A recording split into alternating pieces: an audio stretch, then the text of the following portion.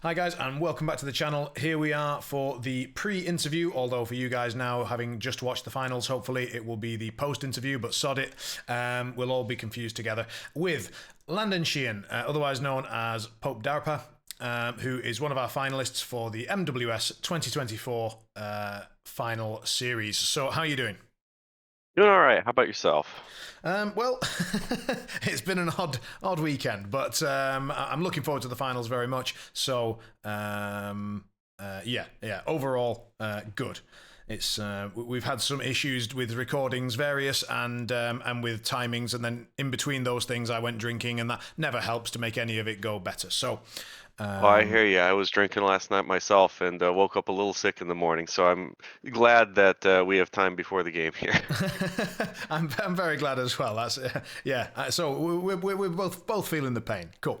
So for those who don't know you, do you want to tell me a little bit about where you're from and maybe a little bit about your local meta, perhaps, and obviously maybe have a quick mention of Danger Planet and let people know where to find you there. Yeah, absolutely. So I'm from Illinois, the Chicagoland area. We have been playing for about 5, 6 years, I want to say, towards the late end of second edition is when I started with, Collodi is my favorite kind of guy. Bringing me into the game. And so originally started playing with the Schemes and Stones guys out in Iowa, and then eventually moved back to the Chicagoland area.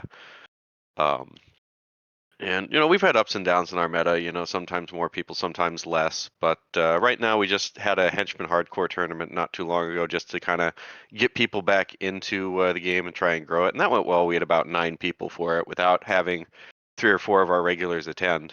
So Okay. Well, looking that's not bad. hopeful. You mentioned what was it, Kalodi? Yeah, Collodi. I came in Mark 3, so that's new to me. Which faction was that? So Collodi was an Everborn master back in second edition who was the master of the puppets, who were downgraded to, still getting a keyword in this edition, but unfortunately without a master. Okay. So that was yeah. All right. So I was thinking like Kalodi. Who the hell is that? But yeah, an ex Neverborn thing. Gotcha. Yep. And so from Illinois and playing in in Chicago. Which hang on, my American geography is so bad. Whereabouts is that in the States? That's in Illinois, kind of central Midwest, Okay. towards the upper part of it. Okay. And did you always live there, or have you lived anywhere else? So I've lived in Iowa as well, which is directly west of Illinois. But that's all the places that I've lived in the States. I did a 6-month stint in Vienna as well, but that's hardly living there. Well, I don't know. 6 months. I mean, 6 months is enough to get a good enough flavor. Like when someone says I've been there for a few weeks, you're like, that's a holiday, my friend. That's not. But six Yeah, for months sure. is 6 months is a stint. I'll grant you that. And if you had to like say somewhere in the world, let's imagine for some reason you're no longer allowed to live in Iowa or Illinois, then where would you like to live elsewhere in the world? Yeah, I'd probably go back to Vienna. It was nice. Okay. What was it about it that sort of caught your attention? Well, the city's just very nice, and I also enjoyed being able to walk everywhere. American development is hell for public transit for the most part. Chicago is not the worst at it, but other places are not great. Fair. I mean, I live about less than 2 hours away from Vienna, so I know what you mean. I was just interested to sort of see what you thought. But yeah, no, I hadn't really considered that. I've never been to the US, you see, so I'm not like firsthand acquainted with how screwed Well, you're. there's always time, but Well, no, yeah, everything's built around the assumption that everybody drives a car for the most part. right. Which I suppose is presumably largely true. It's a self-fulfilling prophecy. Yeah, makes sense. Yeah, well, I mean, I do intend to check it out at some stage, but we'll see how we do. All right. So you mentioned that you've been playing Malifaux for a certain amount of time. How many years have you been wargaming in general, like all war games? What was your first war game, for example? My first war game probably would have been 40K around third edition. Now, this wasn't some serious wargaming, this was basement gaming with my brother, but Okay. it still counts, I want to say. I rolled dice, I got angry, I threw shoes when, dice didn't go my way. And that was from a young age I knew that I didn't like dice games.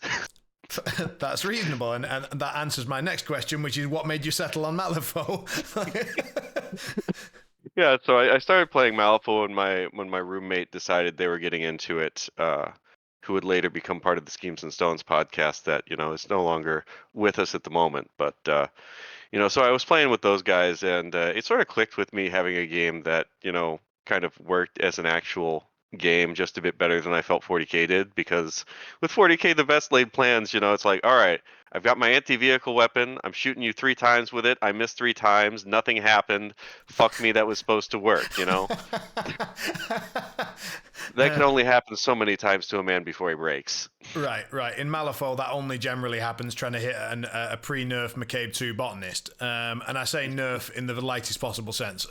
Sidestep Yeah. might be more accurate, yeah.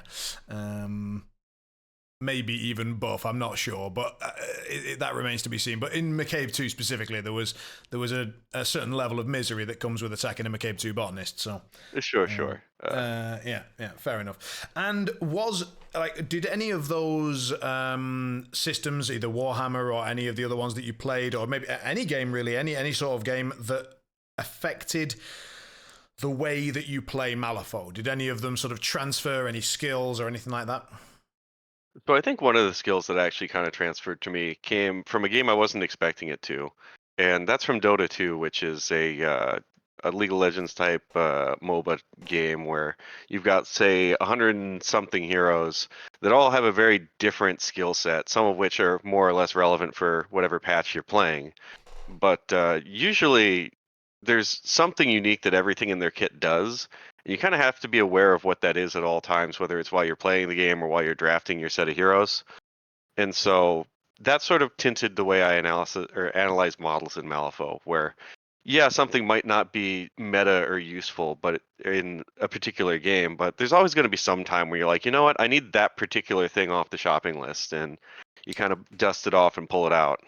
Got it. I mean, I realize you can't see me, but I'm just sitting here sagely nodding because I've played a lot of Dota myself, and it is true that we often have that sort of mental shortcut of this thing or this model or this hero is bad. And what we mean by that is 99 out of 100 it's bad, and it's easier to just say it's bad than it is to constantly repeat the disclaimer that there is the 1 in 100 where it's the right call. And I'm now that you've said it, I mean, it wasn't. If someone said, "How would you describe Landon as a player?" That isn't what I would have come up with. But now, yeah, you are good at finding the right spot to bring out those 1 in 100s, I would say. And it's interesting that you think it carried over from Dota. That's definitely not the answer I was expecting. Yeah. No, I don't know where it came from, but I feel like that's one of the more relevant places it comes up to me as far as thinking where I would have got it from. And also, I guess, like as you say, keeping the synergy in mind of if we think of a hero as a card, then hundreds of cards and then hundreds of items on all of those heroes and all the combinations. So, like, keeping an enormous number of potential cards in mind is a skill that definitely gets built up elsewhere and then carries very well into Malifaux, I suppose. For sure. Yeah, Dota is one of those where you feel like you need a degree in Dota just to For sure. just to play it. Fair enough. So for this one, you are on Guild, but I'm aware that that's not your main faction. So first of all, tell us about your main faction, and then why Guild, and maybe how long have you been playing Guild? Yeah, so my main faction would be Ten Thunders, thanks to a kerfuffle with the edition shuffle, where originally I was playing Neverborn in second edition, but my Neverborn masters were Kolodi, Lilith, Jacob Lynch, and Titania. And Titania pretty much got an entirely new set of models to run with relative to what I had been playing in second edition, which was a bit more keyword soupy, because there was no hiring tax. Right. Then Kolodi was Dead Man's Handed, so you just literally can't play Kolodi in third edition. Same with Lilith. And so I was left with Jacob Lynch, who was the only master I owned with a complete functional keyword that I could play, and he was in an entirely different faction. So I switched over to Ten Thunders for this edition, realizing that most of my collection to this point was moot. And then kind of stuck with that for a while. Eventually, our store has a very nice policy where in order to play in a tournament, you don't pay an entry fee. You just have to buy something, which makes it really easy to grow a collection. Nice. So ended up just expanding Ten Thunders over time. And eventually I got decent enough at this game to the point where it was Nova of 2022, I want to say. And at the time, Malifaux Burns had just hit, the one where we all got new title factions and stuff, and guild players were still complaining that guild was bad. So I said, fuck it. I don't think guild is bad at all. I think half these guild titles are absolutely insanely busted. So I'm just going to play guild for Scorpius because, if I play only one master in guild, people will just say, oh, it's that master in guild that's good. Sure. Yeah. So I had to play all the masters to show them that guild was just insane. And so I end up, winning that Nova with the guild Scorpius on this faction. I might have played like once or twice prior to that, just to show people that guild works. And at the end of the day, I'm like, oh, you know what? Not only does guild work, it's kind of fun. They got a lot of different tech, and they've got these strong upgrades they just slap onto crews like a band-aid to make sure that it all works. Fair enough. I'm going to go back to two things you said, and then we'll carry on with that for a second. But one thing was about the Dead Man's Hand. So as someone who has directly, shall we say, experienced, or other than might say, suffered, the Dead Man's Hand experience, is that something that you would still want to see happen to any master in the game?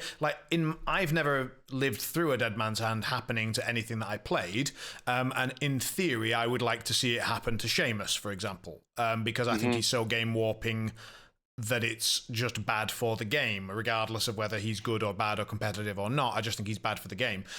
Is that something that you would still... I realise that... whether we don't get to decide whether this ever happens or not, but is that something that you would think is good for the game or bad, or you're indifferent? It all depends on what subset of players you're looking for. I think for competitive players like us, Dead Man's Hand is absolutely great. For players that are just looking to go to tournaments in general, I think Dead Man's Hand is a great concept to exist and probably could be exercised more often. But here's the flip side of that.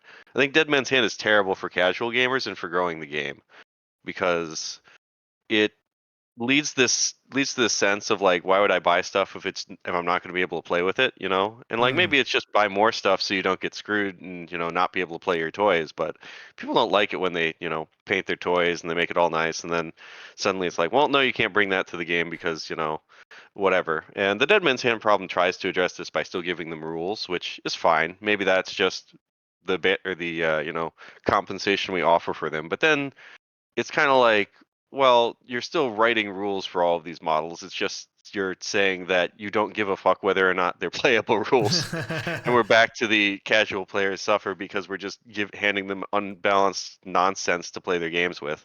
Would you feel that, for example, saying in 6 months we are going to Dead Man's Hand this, like, would that be enough? Like, people who...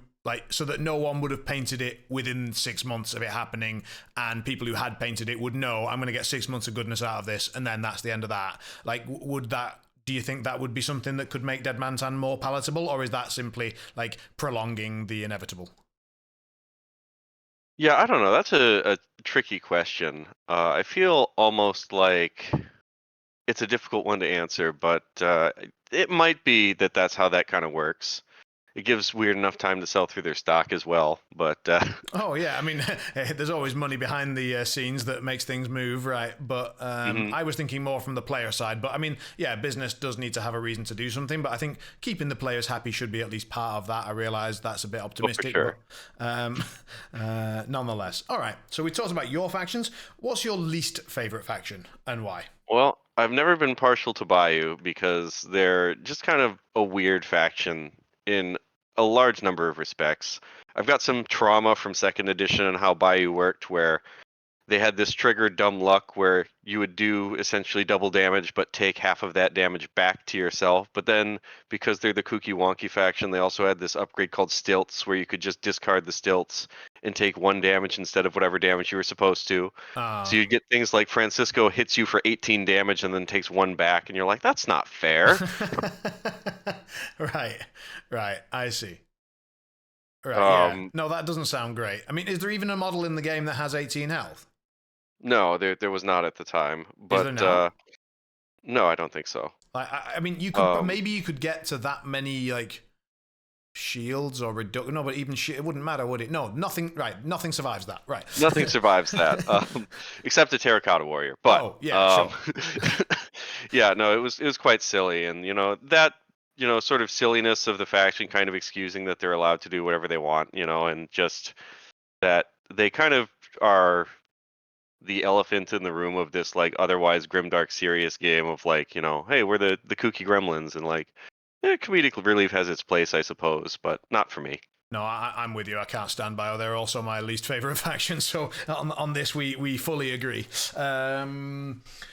What would you say if we had a new faction? So there's a playtesting going on, and it's basically a blank sheet. They haven't decided what they're doing yet, and they're brainstorming for some ideas, and they want to know like what should be the core identity of this new faction, either mechanics wise or lore wise or whatever, aesthetics wise, whatever comes to your mind. What sort of faction being playtested would draw you in and make you want to play them?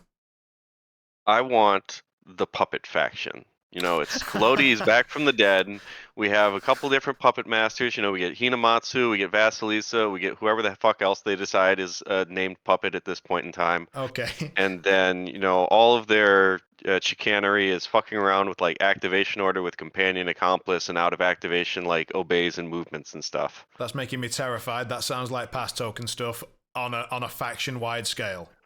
Well, it wouldn't be pass token stuff because you wouldn't be getting last activation. You just have the ability to go, faster or slower at some sort of pace. But the idea wouldn't be that you get, to mess with the idea of that, 1-to-1, I get to, I go, yeah. you go. Right. So you're looking at basically being able to speed up, but at the cost of then slowing down. I go, you go, and without being able to generate last activation reliably. Is that Right, yeah. accurate? Okay. Well, then I'm back on board. Because puppets are cool, and why the hell not? And maybe you could steal the mannequins and duet and stuff from Arcanists, because fuck Arcanists, and also fuck the duet. And in the meantime, rewrite the replace rules so that model doesn't suck ass for everyone involved. There you go. Yeah, we're doing a public service here. We're fixing the game. One imaginary faction at a time. Cool. All right. Unfortunately, I'm going to have to push us straight into the game itself because I've got to go in a little bit. So we're going to have to speed up, and I apologize for that because I realize it's not your fault.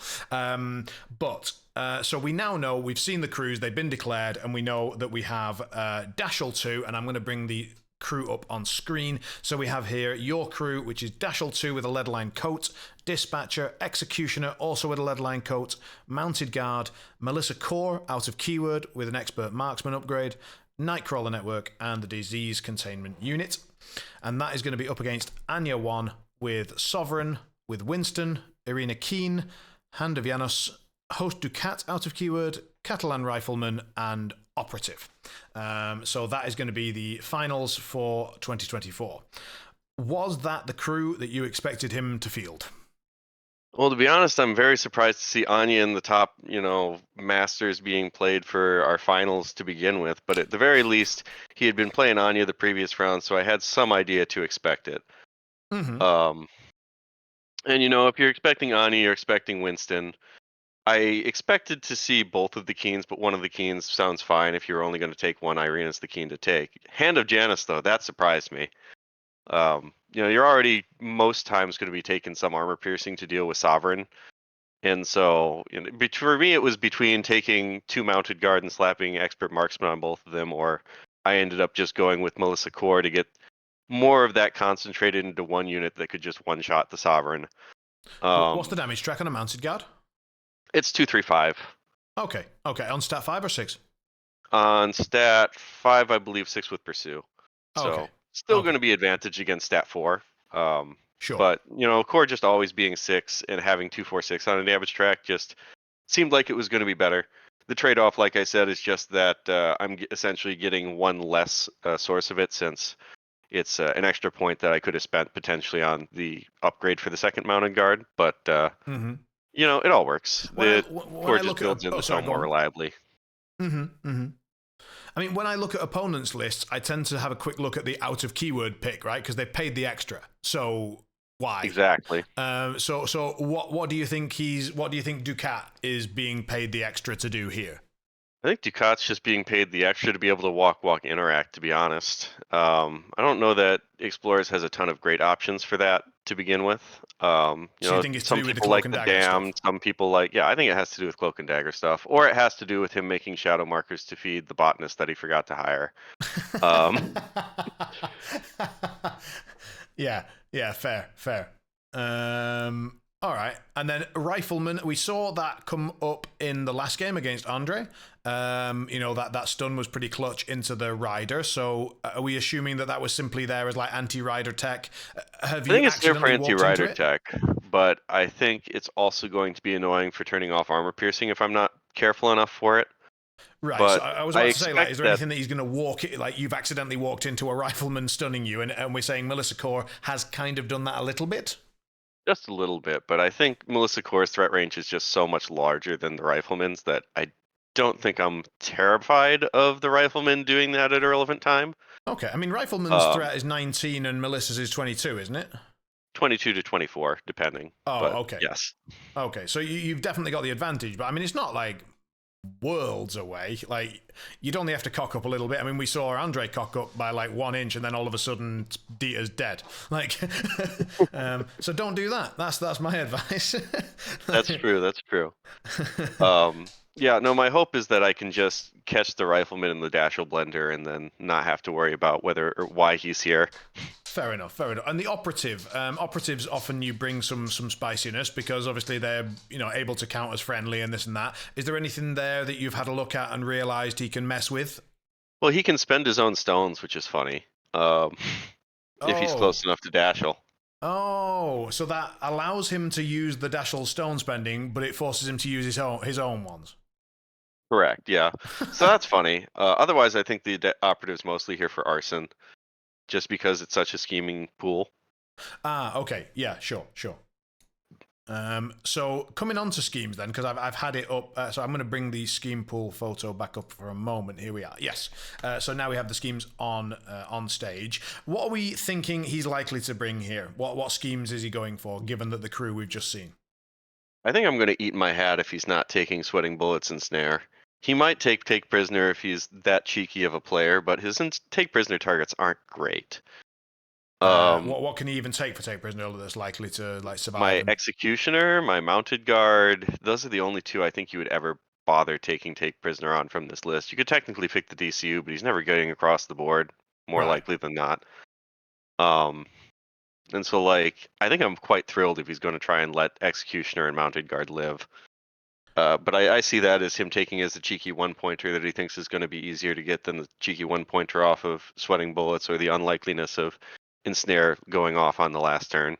Sure. Right. So we're treating ensnare as we're expecting ensnare and bullets, and we're expecting him to get 1 point from the ensnare. It's usually pretty hard to stop that, and we're Yep. expecting him to attempt both points for bullets. But you think you've got that covered? Yeah, I mean bullets he has to either do it on Dashel or on Core, and Core I have pretty good control over where I position her. Dashel, if he's in the center, it's because he's killing a lot of models in the center, and I'm not certain I care all too much if he scores a reveal on that. Because if he scores a reveal on that and Dashel's killing stuff in the center, he's probably not getting an endpoint. Okay, so we're sort of treating those as 1 pointers, and then that comes down to the remaining points being the cloak and dagger. So, how do you feel that the cloak and dagger aspect specifically are lining up your crew versus his? Well, I'm liking my crew quite a bit for that because the Nightcrawler network is kind of an insane model in general. Just looking at network, I've got the board pulled up. My first use of a camera bot can get me a camera bot in basically a lot of the board, depending on where he decides to put his or where we end up putting the strat markers. I've now brought But, the map up, so I'm looking at Vassal, so you can show. so like one camera bot here can cover 2 inches from any 2 inches from like this very right side of the map to this center of the map here Mm-hmm. with its exclusive interview bubble. If I were to deploy my Nightcrawler here, or Yeah. even if I deploy him in this forest here, I get even more coverage because I can come off of this box here and then push all the way to the center and have 2 inches off of that. Like Right. this half of the board just belongs to me if I have the Nightcrawler network down. and I can just score from the Nightcrawler network, so he has to get all the way down to this deployment in order to actually take any of these tokens off of me. And the nice part about the Nightcrawler is when you summon a camera bot, you can push any camera bot, not just the one you just made. Okay.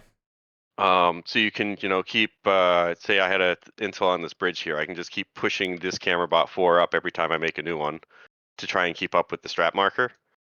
So even if he moves it again, you can try and I mean, I imagine camera bots don't ignore terrain. Please tell me they don't. I don't believe they do. Okay. So the river will make it a bit tough. Sure. But Right. the idea there about me just owning this half the board with one model with the Nightcrawler is because, of course, here in the center, there's very little cover in this top zone outside this one box that doesn't allow him to leave his deployment zone. That's going to stop Melissa from shooting any of his relevant models. We got this 1-inch box here, these 1-inch barrels here. Maybe he picks up some cover, but he's not getting line of sight blocking and he's not getting concealment. Sure. So he's very exposed going through this area to try and interact with my 8-point model soloing the strat over here. And he can't just send schemers over there because the camera bots are going to lock that out. Yeah. So he has to cross this kind of barren wasteland if he wants to interact with the Nightcrawler. And otherwise, he's interacting with Brawl Central over here with Dashel, Mounted Guards, Executioners. And the nice part about Executioners here is they're not just like pretty beaters. For Cloak and Dagger in particular, they have scatter. So if you're engaging me, I can just scatter and then interact with the strategy if I have last activation from killing your models or whatever. Right. So they're sort of multi-purpose, and especially because they've got Trail of Gore in this particular pool, that's going to make a hell of a difference. Right. Okay. And so, I mean, if we look at this, I mean, obviously there won't be. Hang on, I'm going to remove some of these camera, but I'm just going to lose those for a second. Bring these over here. So. Give me a brief idea. What do we think turn 1 looks like? What do we think an unpack? I realise that we can't know what he's doing up here, but what do you approximately think a turn 1, turn 2 sort of strategy looks like?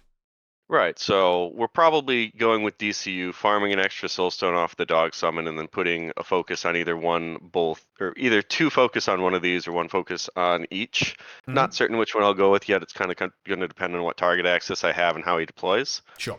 Because the Mounted Guard are going to be good at picking up models like the Catalan Rifleman and the Operative, whereas the Executioner is going to be good at going after models like Anya and probably just Anya, Anything it gets its hands on, but probably Anya. Right. Yeah, sure. So if he's going to put Anya like over here, I'm not going to give any focus to the Executioner. It's all going to the Mounted Guard. Right. If he's going to put Anya like over here to try and be with the bird and take advantage of the one building he has to hide behind, then the Executioner is probably getting both.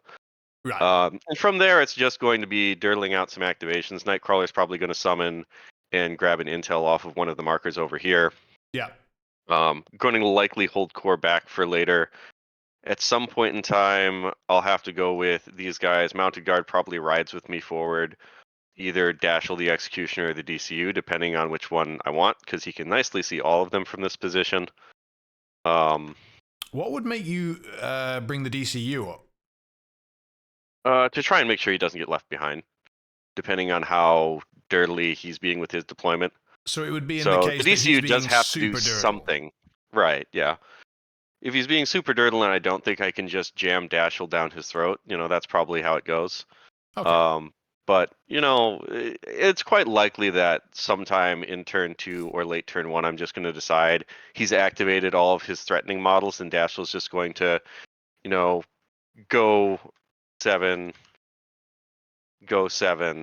and then if he's got models like here, I get the attack off, and then he goes 5, right? Because he's going to bonus off the dispatcher. Then he goes 7. Then he goes another 7, takes his free charge attack, and then he probably takes a second swipe.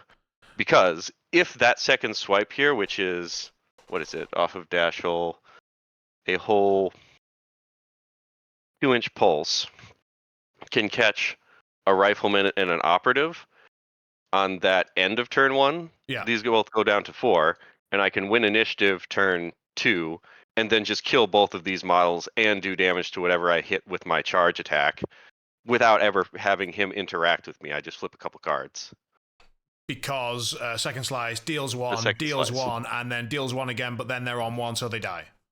Right. Yeah. Now, keep in mind, he can stone with the operative to keep the operative alive, but the rifleman's dead, and if he's spending a stone to keep his operative alive, I might be okay with that. It especially if I'm feels still decent. also getting 4 pings out on everything else I can get my grubby hands on. So he's got to be really careful as to how he unpacks. And if he hides behind the building, well, I mean, you can see how much of that building I'm covering with this approximated line here. Yeah, I mean, I'm eyeballing it, but it looks like you have about a 20-inch threat there. Yeah. Which is not nothing. So yeah, okay. So we're looking for opportunities for a Dashel missile. We're looking for correct ride with me targets in the early game. We're looking for whether we're handing out focus to the mounted guard or the executioner based on target priority, and we're looking for Nightcrawler network to just hold down the right side, get the cloak and dagger ball rolling. What's Melissa Core doing, and what are you doing if something beefy is on the same side as Nightcrawler? Because you've got this problem of like your list here, something beefy here, and a Nightcrawler here that seems to be a large part of your cloak strategy.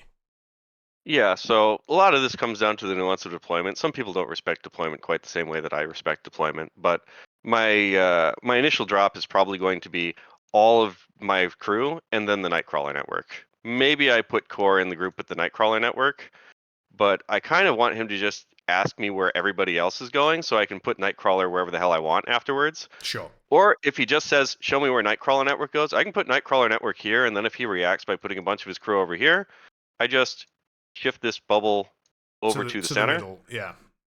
and then I can react accordingly. Yeah. And this, nicely just fits here.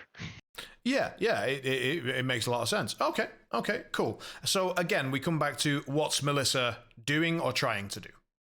So in my original vision where, this is my split and ideal deployment, Melissa's kind of just existing here to make sure he hides behind this building. Because if he's hiding behind this building with a lot of models, Dashiell's going to have a lovely time.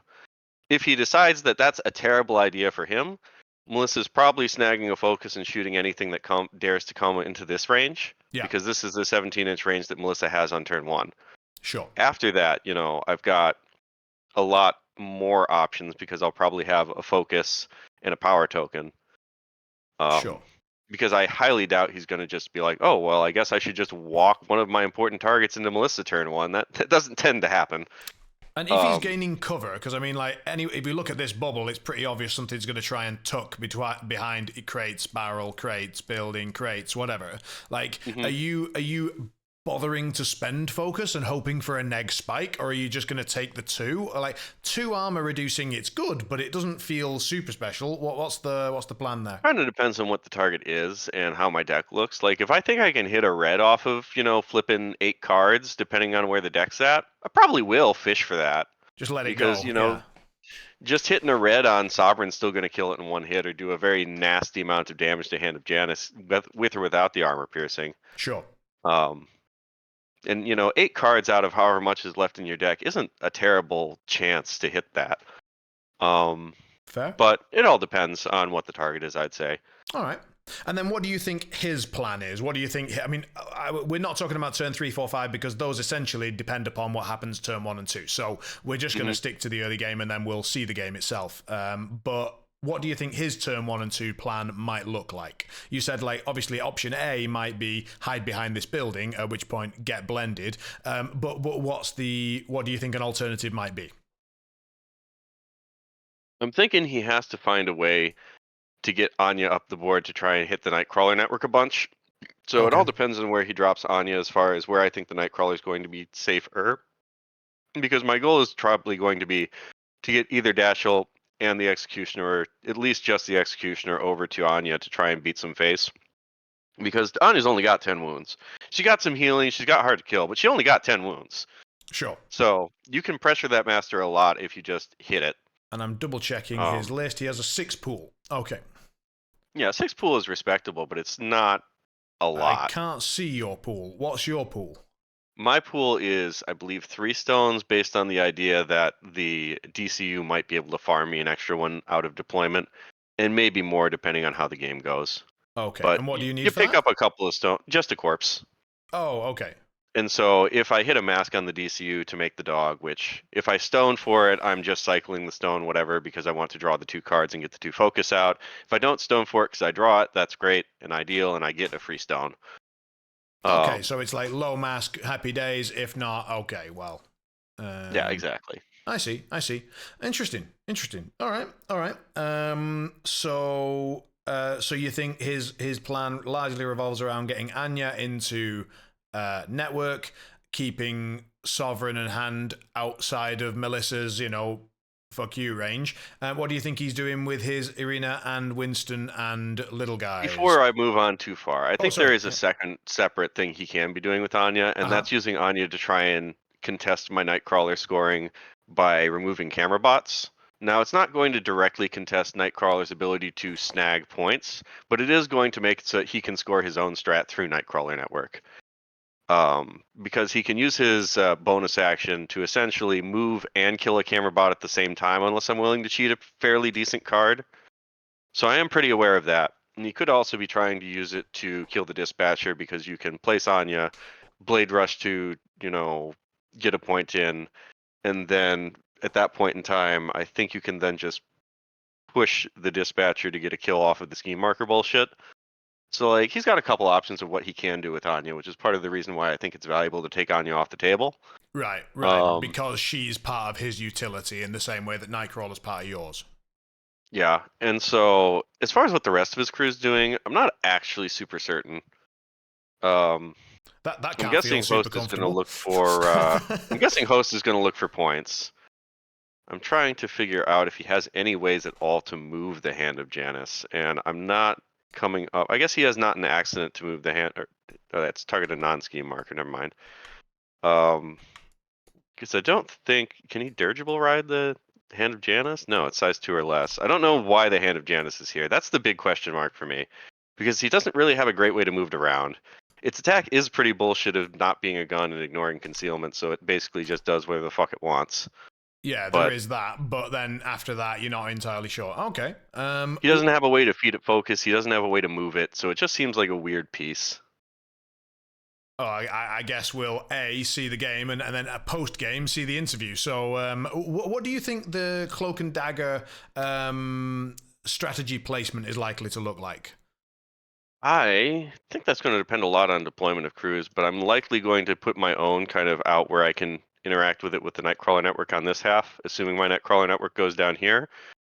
And then logically, he only has so many places to put it. I doubt he wants center brawl, so he probably puts one out like here. And then having seen your split, he's more likely to give it something along these lines. But then Well, the he won't problem, know what my split is, I don't believe, until we've placed all these, right? You place them before you do deployment? place them Question before mark. deployment, and it's Yeah. defender places first. Yeah. So he'll be placing his down first. So I'm guessing it will probably look something along these lines, though, when we're all done. Right, and then after that, you see this clump here and Nightcrawler here, and you go, ah, shit. Mm-hmm. Right, I see. It's a simple plan. Always keep it easy. Excellent. Oh, fair, fair. I like it. And how do you rate your chances then? Given what we've just, you've had a look at the crews, you've had a look at the map, you've had a look at the strategy, you've had a look at everything. How do you see this playing out? Are you confident or are you Usually worried? I can look at my opponent's crew and get a pretty good idea of what the hell they're trying to do. And because I don't have any idea what the hell my opponent's trying to do, that gives me confidence. Because usually I can be like, oh, I know what that does. That's fucking scary, And so I just I'm seeing a pile of good stuff here and not really getting how it all forms together. And that gives me some confidence that I don't know how his synergies are going to properly come together. Okay, and how does that translate to a score? I'm thinking, given my superior brawl ability and scheme control, that it's probably going to end up a 7-2 with what the pool looks like. 7-2 is a bold statement. So what's the two that you think he's getting? I think he's probably going to get a point of ensnare, and then he'll probably get a point of strat somewhere. Okay, but you're thinking like he's either not getting the sweating bullets at all, or if he does, then he's at the expense of something else. And then you think you're denying what was his other scheme that you thought he was going Second for? point of ensnare. Oh, the ensnare. Yeah, yeah. So sweating bullets and ensnare, and then you said you were trying to score sweating bullets and info overload. Was it? Maybe sweating bullets and info overload, maybe sweating bullets and deathbed corpses. It kind of depends. Like Dashel can drop his own corpses. He obviously drops corpses for me. The nice part about Deathbed's corpses is Dashel just has a trigger on his bonus action where he can remove a target marker, and then drop a corpse or a scheme. So depending on which I need to actually score the point, I can drop one or the other if I take deathbed corpses. Okay. So like some pretty obvious synergy stuff there. Fair enough. Mhm. Okay.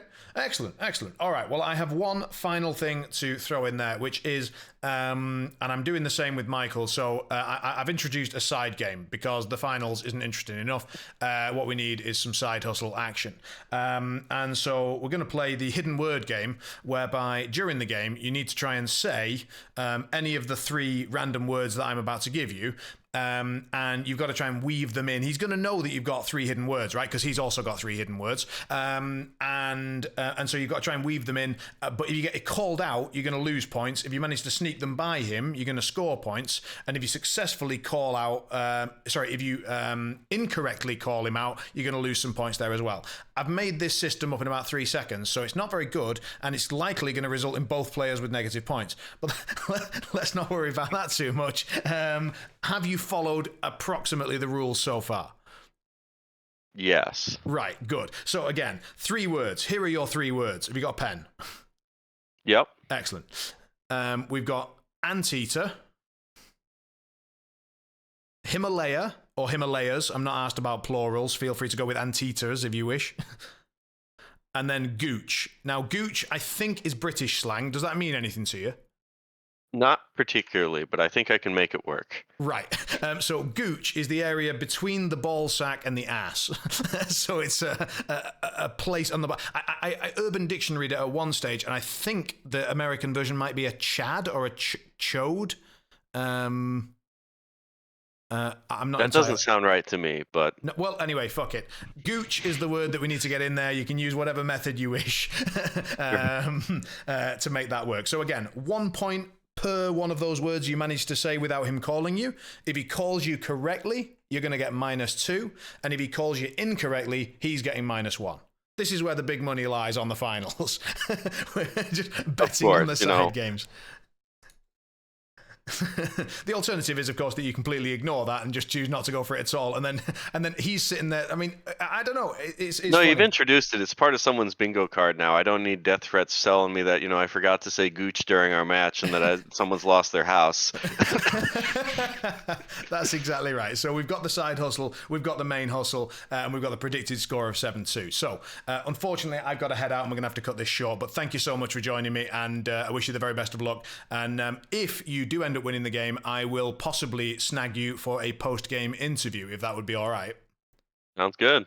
Magic. All right, best of luck, and I'll see you after the game. Sounds good. See you then. Cheers. Take care.